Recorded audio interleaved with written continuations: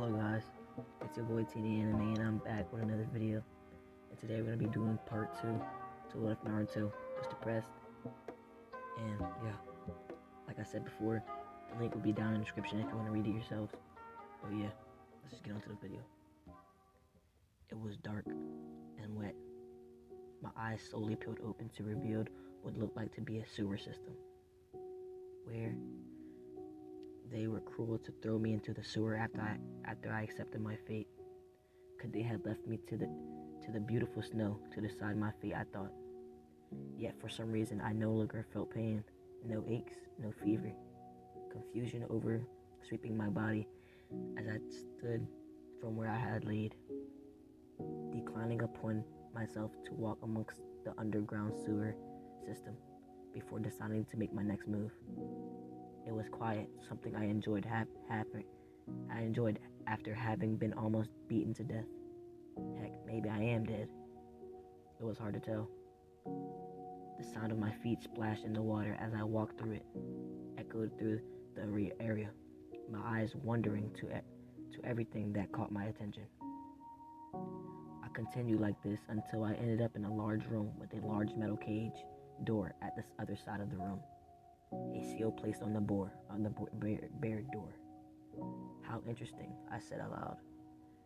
As I walked all the way in, I continued to walk all the way to the door, where I was met with a pair of crimson eyes, both staring at me with equal distrust and distaste, and what looked to be curiosity and pity. Before I knew it, it was a large claw that was aiming itself for my face. I stood waiting for my end, not caring anymore if it was to happen, especially from the person who caused me so much pain. Yet before it could strike myself, it stopped about an inch away from my face. You're not frightened? Should I be? Don't you realize what you were talking to, you insolent brat? His voice was deep and crude, somewhat making me shiver, but I suppressed it. Yes, the Kyuubi no Kinsu, the very person who caused me to suffer so much.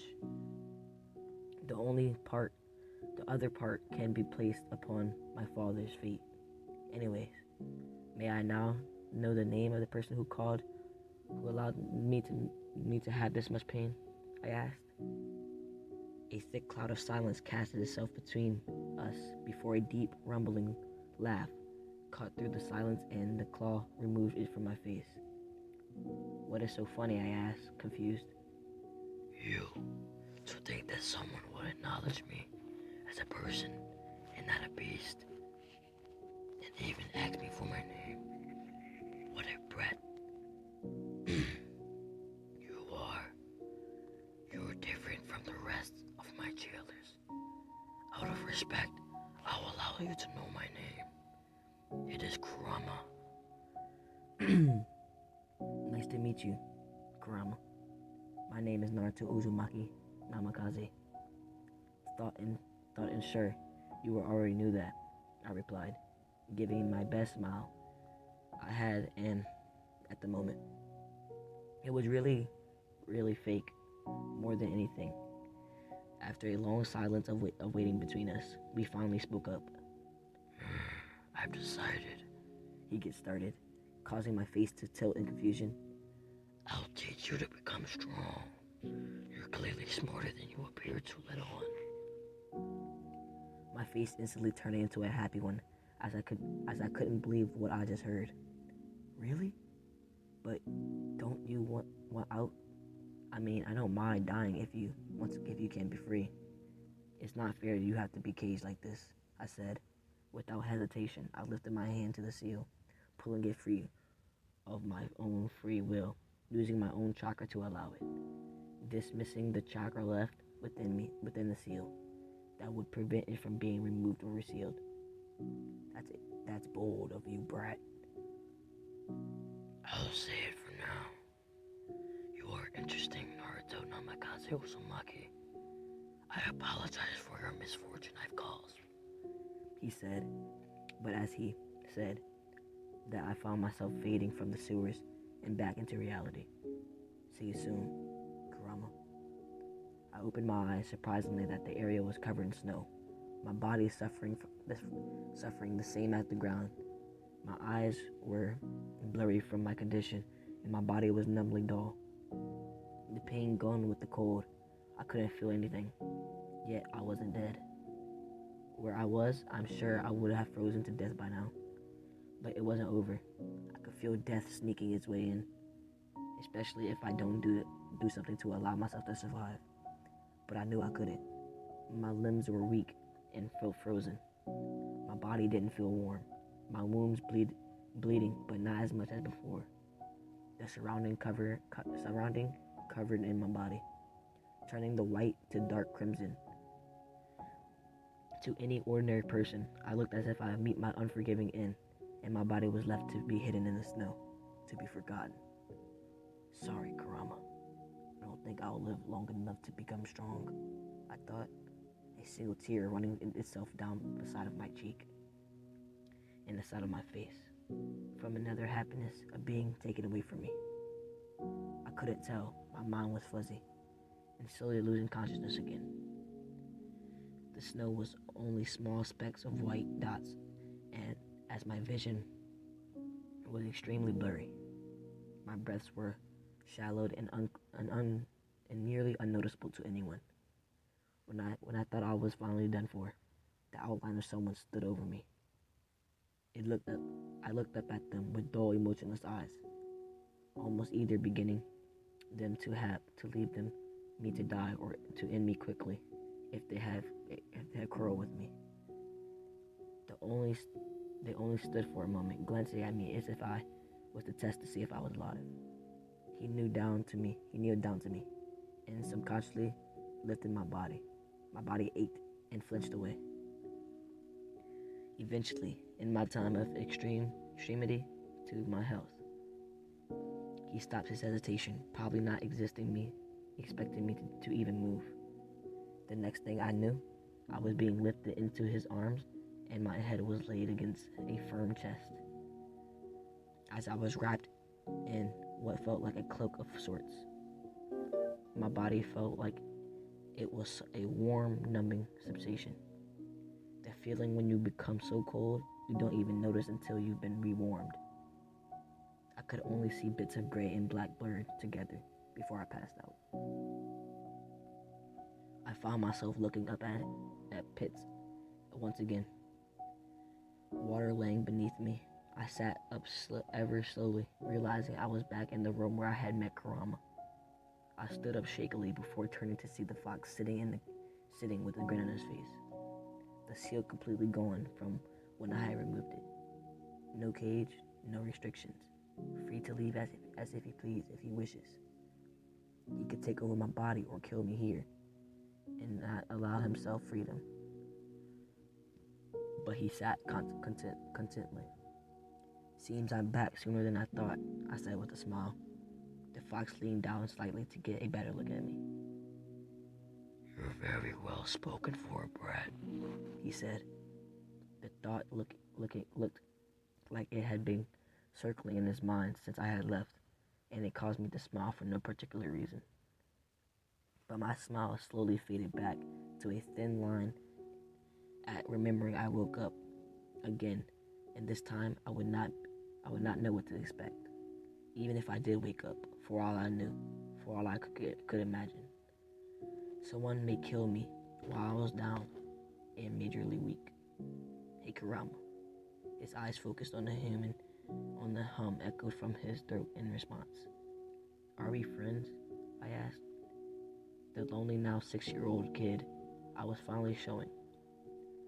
Instead of the aged by force person I had became, I stared up at him with very dull and saddened eyes, half expecting a no to leave his mouth.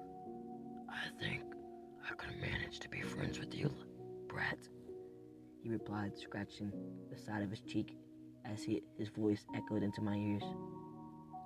My face beaming with delight, but it was short-lived as I faded again into reality. My first thought when I woke up, my body either needs to stay asleep first or stay awake. And why am I not dead yet? I could clearly see now. My eyes no longer blurry. My body was now dried and warm. I could feel that someone had properly cleaned me before wrapping me in bandages. The room was pretty dark, and some of the sun and the moon could be still seen. My wounds ached ever so slightly. As long as I stayed in one spot without moving, Karama Chakra was healing me quickly. But I knew it made a difference. As the sun began to shine more vibrantly, the more it came over the village, and the more I was able to tell them that the room I was in, was indeed in a hospital room. While I laid on a soft bed, attempting to lift up what was left of peace and quiet, I thought of such things, and when I would begin to train, and how I would train, or who would save me. But it was shortly lived, as the door to the room was slowly opened to reveal the third Hokage. I turned my head slightly to glance at him as he walked in, shutting the door behind him. "I'm sorry, Naruto," he said, standing closer but not directly near me. My face was emotionless for the most part. More than anything, I looked tired. This shouldn't have happened to you. I'm sorry. It's not your fault, old man. It's not like you knew of any of this, nor did I let you know," I said. I looked at him before looking around the room, causing a look of curiosity to his face. "Hey, Gigi, where's the shinobi who found me and saved me last night? I can feel his chakra," I said, wanting to thank the man who saved me last night. I knew it was a man in an ambu. It was easily to tell by how they suppressed their chakra and held themselves in the silence, and based on other things. "You can sense him?" he asked, surprised, forgetting what he previously talked about. A look of amazement and pride flashed through his eyes. His head turned up before darting to the corner, where an albo stood with silver hair and a mask covering his eyes. I instantly began thinking back to all the chakra signatures I remembered from all the shinobi I've ever seen in the village, attempting to replace it, along with the height and hair and color. "Kakashi Hatake," I whispered, earning a tense look in reply from an ambu and a shocked expression from the Hokage. I didn't really see anything to be impressed with. "How?" the ambu said, placing his hand on his mask, getting ready to remove it, only to be stopped and look at the Hokage for permission, waiting for clarification. With a nod from the third Hokage, he began removing his mask, revealing a scar over his closed left eye, another mask covering his face, and up over his nose where it had stopped.